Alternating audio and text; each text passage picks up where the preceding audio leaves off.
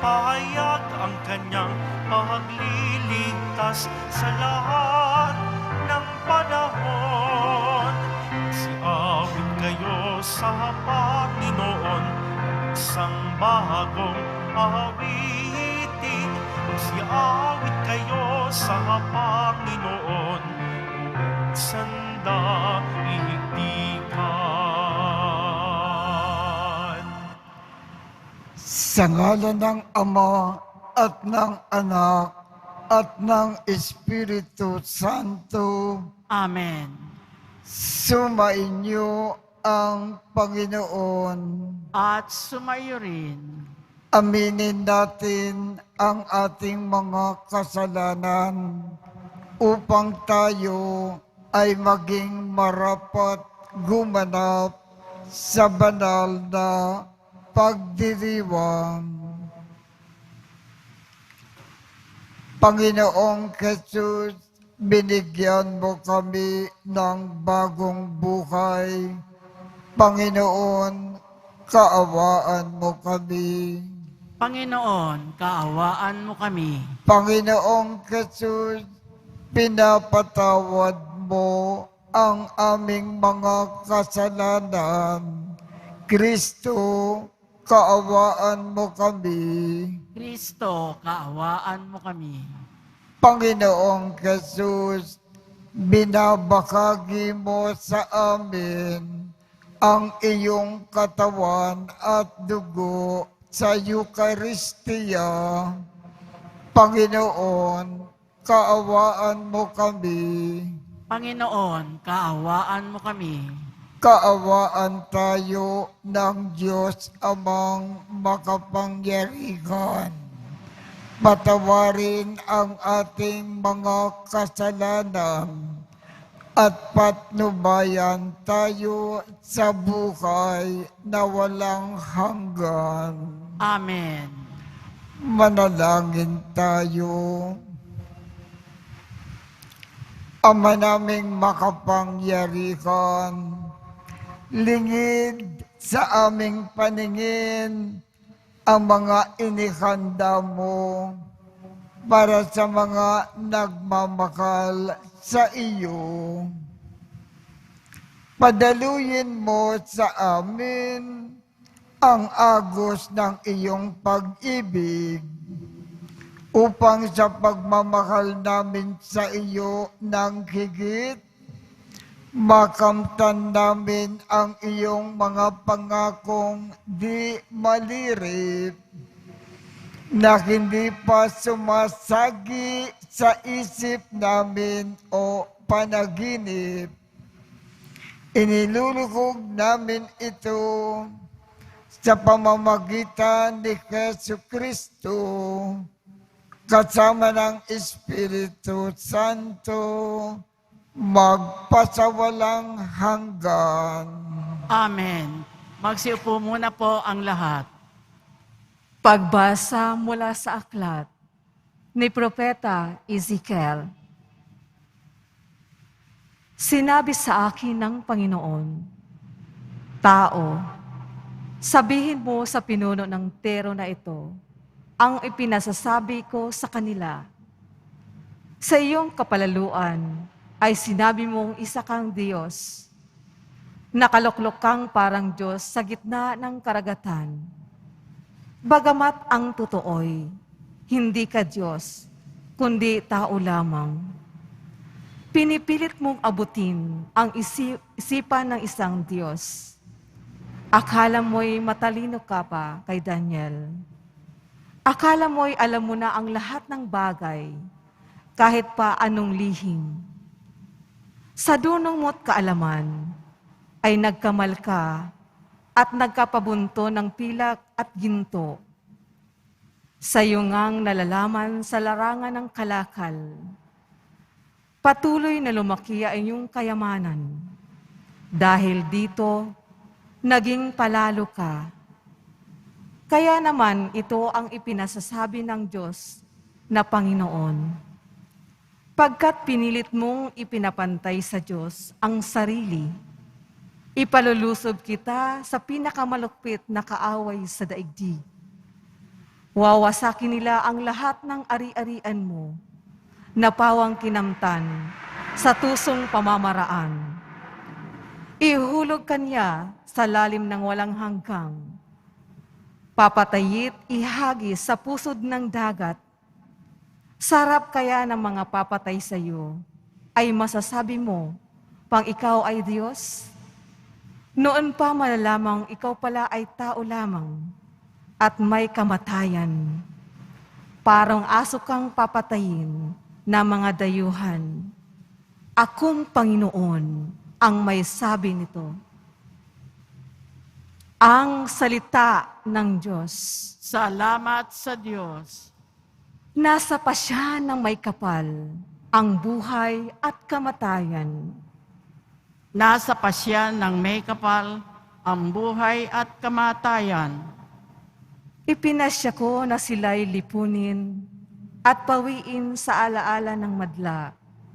Ngunit di ko tutulutan ang kanilang kaaway ay maghambog at sabihing, Nasa pasya ng may kapal ang buhay at kamatayan. kami ang lumupig sa kanila at hindi ang Diyos nila. Mahina ang pangunawa ng Israel at sila'y maituturing na bansang mangmang. Nasa pasya ng may kapal ang buhay at kamatayan. Paanong ang 1,000 ay matutugis ng isang tao at mapipigilan ng 2 ang 10,000? Sila'y pinabayaan ng Diyos na poon. Itinakwil na sila ng kanilang dakilang Diyos. Nasa pasya ng may kapal ang buhay at kamatayan. Darating ang araw ng aking paniningil at paghihiganti hanggang sa sila'y humapay at mabuwal. Pagkat ang wakas nila ay malapit na, ililigtas ng poon ang kanyang bayan. Siya'y mahabag sa mga naglilingkod sa kanya. Nasa pasya ng may kapal ang buhay at kamatayan. Magsitayo na po ang lahat.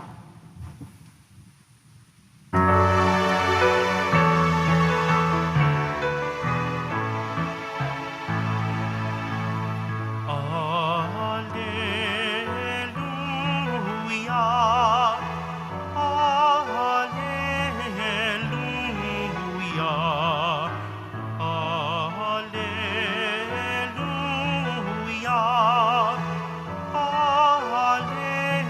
Alleluia. Buhay ang salita ng Diyos, ganap nitong natatalos, tanang ating niloloob. Alleluia, Alleluia, Alleluia,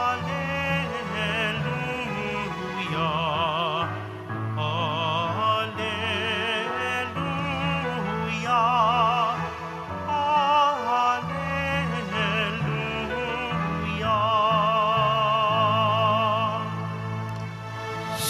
Sumainyo ang Panginoon.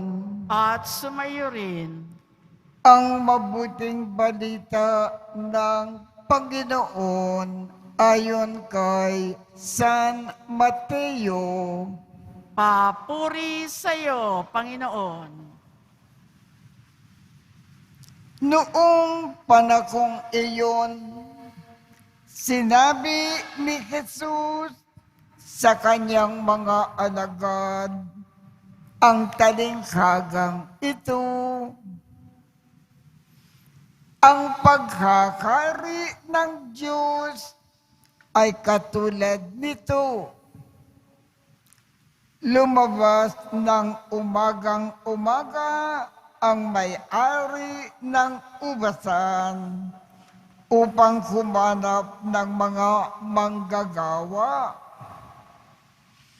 Nang magkasundo na sila sa upa, na 1 denaryo maghapon. Sila ay pinapunta niya sa kanyang ubasan. Lumabas siyang muli nang mag-iikat-siyam ng umaga at nakakita siya ng iba pang tatayo-tayo lamang sa liwasang bayan. Sinabi niya sa kanila, pumaroon din kayo at magtrabaho sa aking ubasan at bibigyan ko kayo ng karampatang upa. At pumaroon nga sila. Lumabas na naman siya ng mag-12 ng tanghali at ng mag-3 ng hapon. At gayon din ang ginawa niya. Nang mag-5 ng hapon, siya ay lumabas uli at nakakita pa ng mga ibang wala ring ginagawa. Sinabi niya sa kanila, bakit kayo tatayo-tayo lang dito sa buong maghapon? Wala pong magbigay sa amin ng trabaho. Sagot nila. At sinabi niya, kung gayon, pumaroon kayo at gumawa sa aking ubasan. Pagtatakip silim, sinabi ng may-ari ng ubasan sa kanyang katiwala, tawagin mo na ang mga manggagawa at sila ay upahan magmula sa huli hanggang sa unang nagtatrabaho.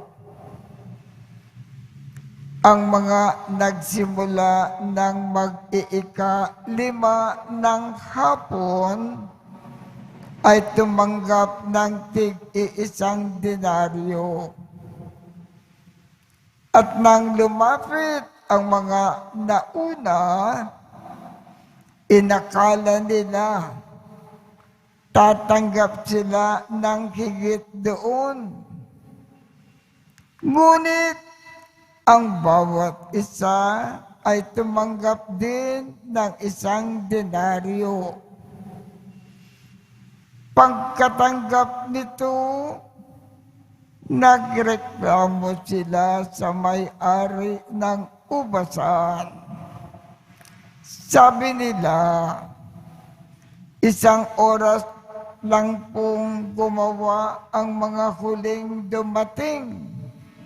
Samantalang maghapon kaming nagpagal at nagtiis ng nakapapasong init ng araw. Bakit naman po ninyo pinapareho ang upa sa amin? At sinabi niya sa isa sa kanila, kaibigan, hindi kita dinadaya. Hindi ba nagkasundo tayo sa 1 denaryo? Kunin mo ang ganang iyo at umalis ka na. Maano kung ibig kong upakan ang nahuli ng tulad ng upa ko sa iyo? Wala ba akong karapatan gawin ang aking maibigan sa ari-arian ko? O naiinggit ka lang sa aking kabutihang loob. Kaya't ang nakuhuli ay mauuna at ang nauuna ay mahuhuli. Ang mabuting balita ng Panginoon. Pinupuri ka namin, Panginoong Heso Kristo. Magsiupo muna po ang lahat. Ano po ang nilalaman ng ating ebanghelyo ngayong umaga? Itong may-ari ng napakalaking ubasan. Nakita niya ang napakaraming manggagawa na walang trabaho. At kung walang trabaho, wala silang kikitain. At kung walang kikitain, sila ay magugutom at magkasakit at maaaring tuluyang mamamatay. Kaya, para sila ay mabubuhay, pinagkalooban sila ng trabaho, mag-ani ng mga ubas, pumitas ng mga ubas, at pinagkalooban sila ng sapat na sahod. Itong may-ari ng ubasan ay nagkawang gawa. Tumulong sa mga nangangailangan.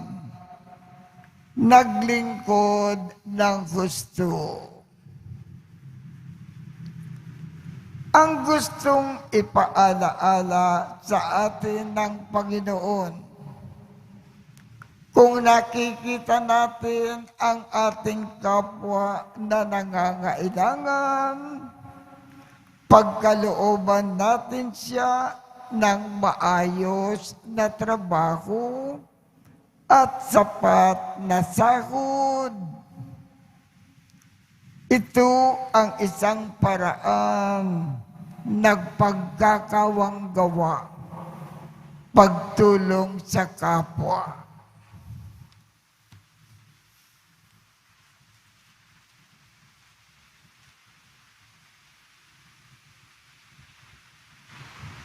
Magsitayo na po ang lahat.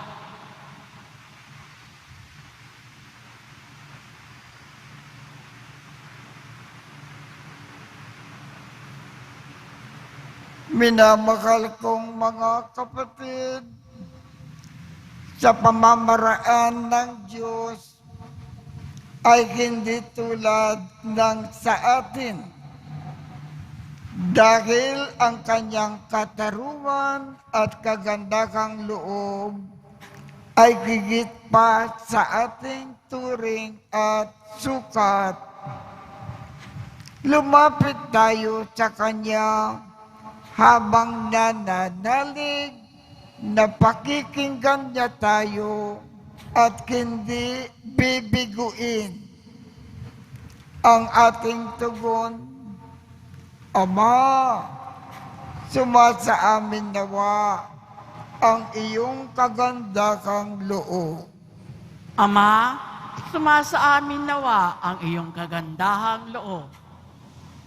Ang simbahan, sa pamamagitan ng kanyang mga misyonero at tagapagpahayag, naway maipalaganap ang Ebanghelyo ng Panginoon ng may katapangan at pagtitiyaga.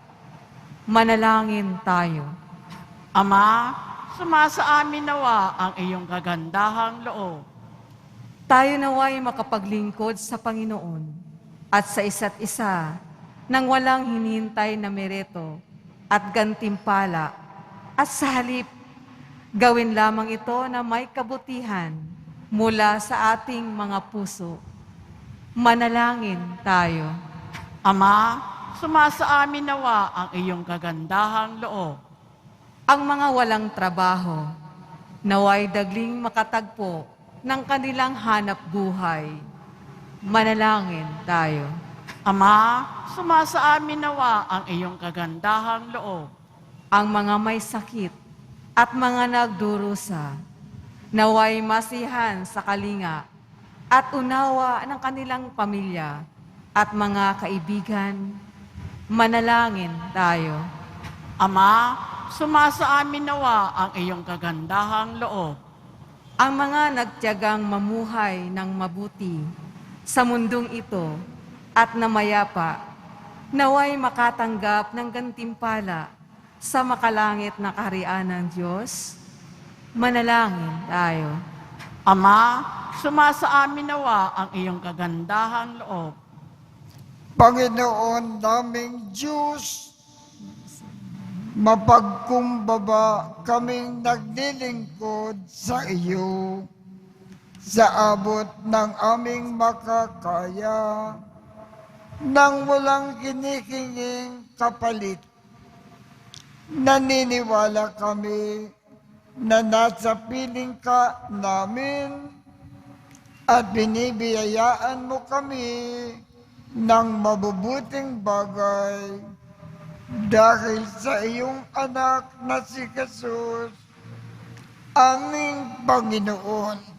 Amen. Magsiupo muna po ang lahat.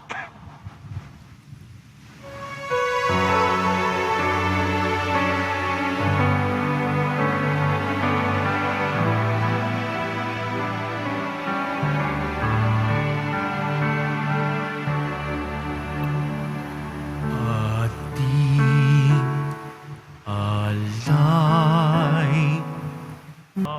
Magsitayo na po ang lahat. Manalangin kayo upang ang pag-aakin natin ay kalugdan ng Diyos Amang makapangyarihan. Tanggapin nawa ng Panginoon itong paghahain sa iyong mga kamay sa kapurihan niya at karangalan sa ating kapakinabangan at sa buong sambayanan niyang banal. Ama naming lumikha, tanggapin mo po ang mga alay upang maganap ang pagpapalitan ng iyong kaloob at ng aming handog. Sa aming pag-aakin na iyo na ring ibinigay, para kami ay maging marapat na iyong paunlakan sa pamamagitan ni Jesucristo, kasama ng Espiritu Santo, magpasawalang hanggan. Amen. Sumainyo ang Panginoon. At sumayo rin. Itaat sa Diyos ang inyong puso at diwa. Itinaas na namin sa Panginoon. Pasalamatan natin ang Panginoong ating Diyos. Marapat na siya ay pasalamatan. Ama naming makapangyarihan, tunay ngang marapat na ikaw ay aming pasalamatan sa iyong paglingap at kagandahang loob. Ang tao ay nilikha mo at pinangangasiwa sa sansinukob. Sa kagad mo na siya ay iwastong lubos, siya ay pinagdusa mo sa kanyang pagtalikod. Sa iyong paggiliw, iyong ipinakintulot na makabalik siya sa pamamagitan ni Kristo Jesus. Kaya kaisa ng mga anghel na nagsisiawit ng papuri sa iyo nang walang kumpay sa kalangitan, kami ay nagbubunyi sa iyong kadakilaan. Santo, Santo, Santo, Panginoong Diyos ng mga hukbo, napupuno ang langit at lupa ng kadakilaan mo. Husana sa kaitaasan, pinagpala ang naparirito sa ngalan ng Panginoon. Husana sa kaitaasan, pagsiluhod po ang lahat. Ama naming banal, ikaw ang bukal ng tanang kabanalan. Kaya't sa pamamagitan ng iyong Espiritu, gawin mong banal ang mga kaloob na ito upang para sa amin ay maging katawan at dugo ng aming Panginoong Jesucristo. Bago niya pinagtiisang kusang loob na maging handog, hinawakan niya ang tinapay, pinasalamatan kanya, pinaghati-hati niya iyon, iniabot sa kanyang mga alagad at sinabi, "Tanggapin ninyong lahat ito at kanin. Ito ang aking katawan na ikahandog para sa inyo."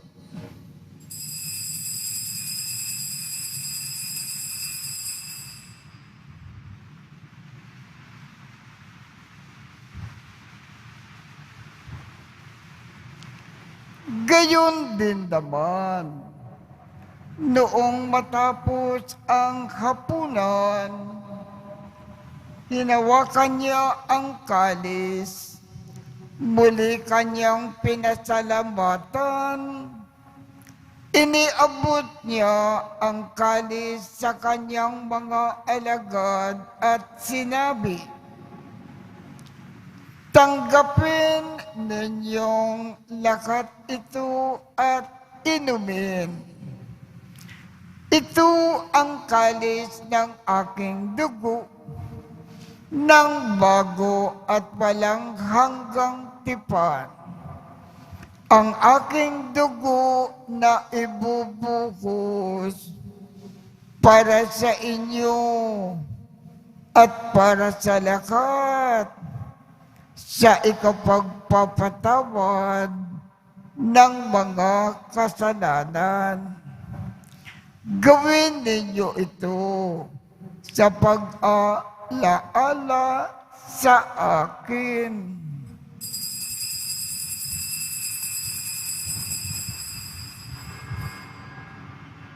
Magsitayo na po ang lahat.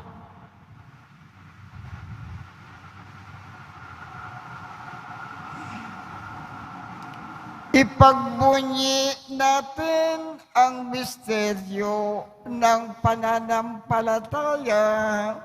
Si Kristo'y namatay, si Kristo'y nabuhay, si Kristo'y babalik sa wakas ng panahon. Ama, ginagawa namin ngayon ang pag-aalala sa pagkamatay at muling pagkabuhay ng iyong anak. Kaya't iniaalay namin sa iyo ang tinapay na nagbibigay buhay at ang kalis na nagkakaloob ng kaligtasan.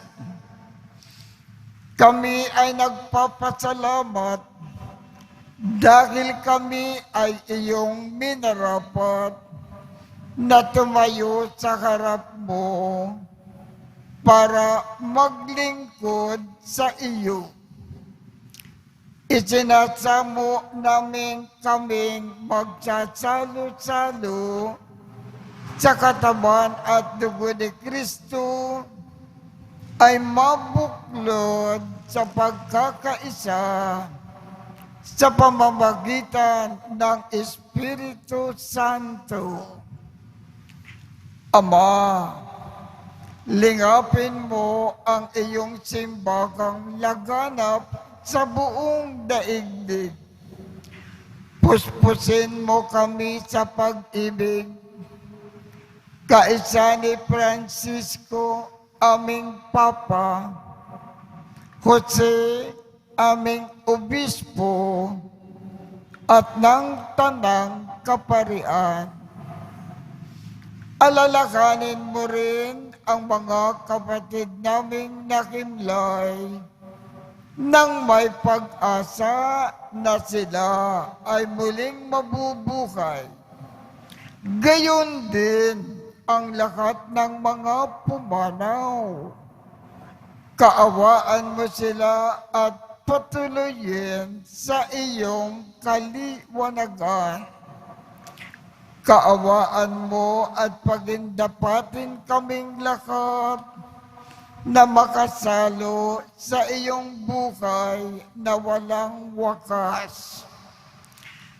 Kaisa ng makal na Birhen Maria na ina ng Diyos, ng kabiyak ng puso niyang si San Jose, kaisa ng mga apostol, at ng lahat ng mga banal na namukay dito sa daigdig ng kalugod-lugod sa iyo.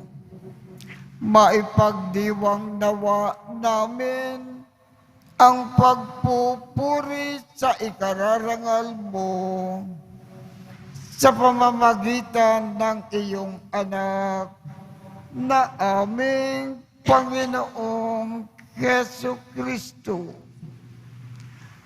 Sa pamamagitan ni Kristo, kasama niya at sa Kanya, ang lahat ng parangal at papuri ay sa iyo, Diyos amang makapangyarihan, kasama ng Espiritu Santo, magpasawalang hanggan. Amen.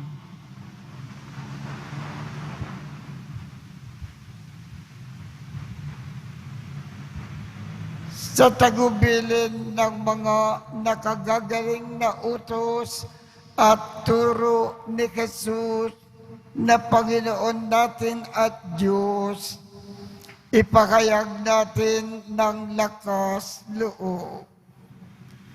Ama namin, sumasalangit ka, sambahin ang ngalan mo, mapasa amin ang kaharian mo, sundin ang loob mo dito sa lupa para nang sa langit.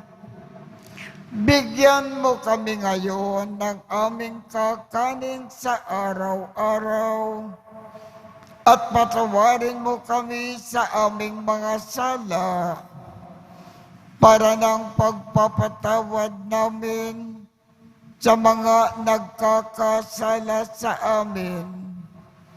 At huwag mo kaming ipakintulot sa tukso, at iadya mo kami sa lahat ng masama.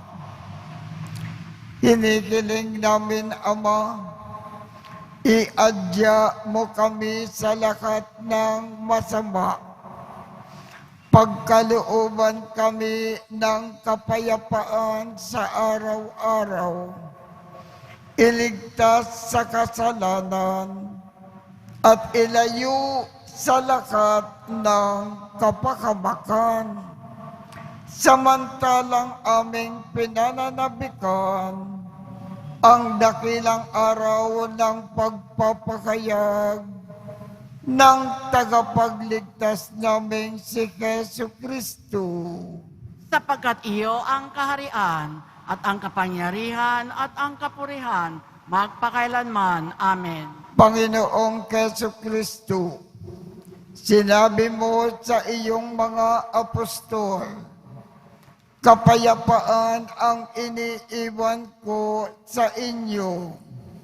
Ang aking kapayapaan ang ibinibigay ko sa inyo. Tungkayan mo ang aming pananampalataya at huwag ang aming mga pagkakasala. Pagkalooban mo kami ng kapayapaan at pagkakaisa ayon sa iyong kalooban, kasama ng Espiritu Santo, magpasawalang hanggan. Amen. Ang kapayapaan ng Panginoon ay laging sumainyo. At sumaiyo rin. Magbigayan tayo ng kapayapaan sa isa't isa.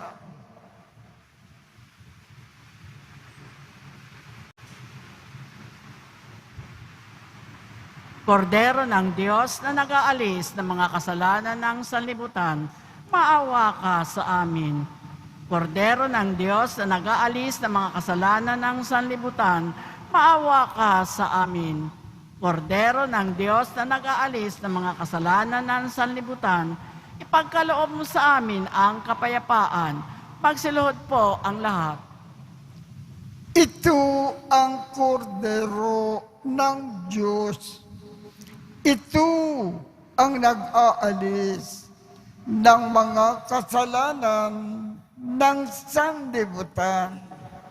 Mapalad ang mga inaanyayahan sa kanyang piging. Panginoon, hindi ako karapat-dapat na magpatuloy sa iyo, ngunit sa isang salita mo lamang ay gagaling na ako.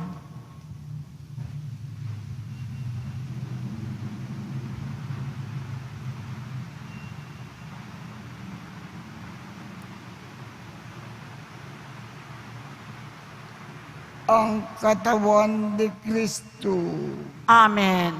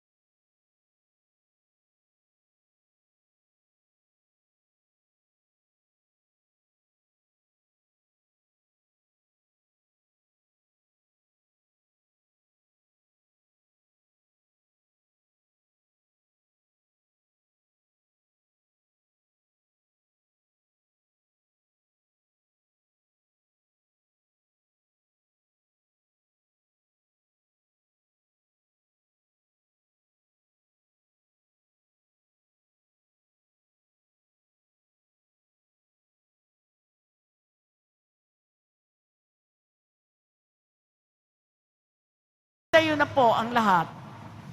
Manalangin tayo.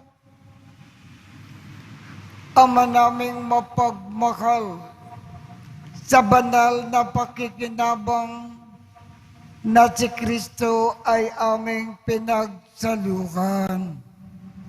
Hinihiling namin na kami ay maging katulad niya sa langit, pakundangan sa kanyang pagiging aming kaparis bilang tagapamagitan kasama ng Espiritu Santo, magpasawalang hanggan.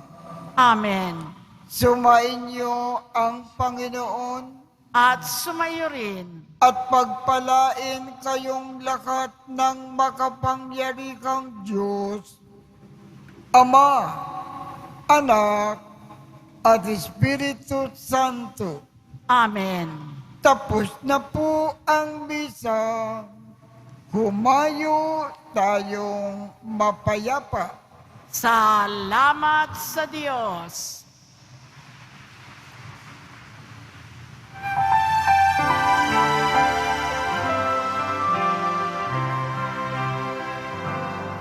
Nuestro Padre Jesús, Nazareno, sinasamba ka namin.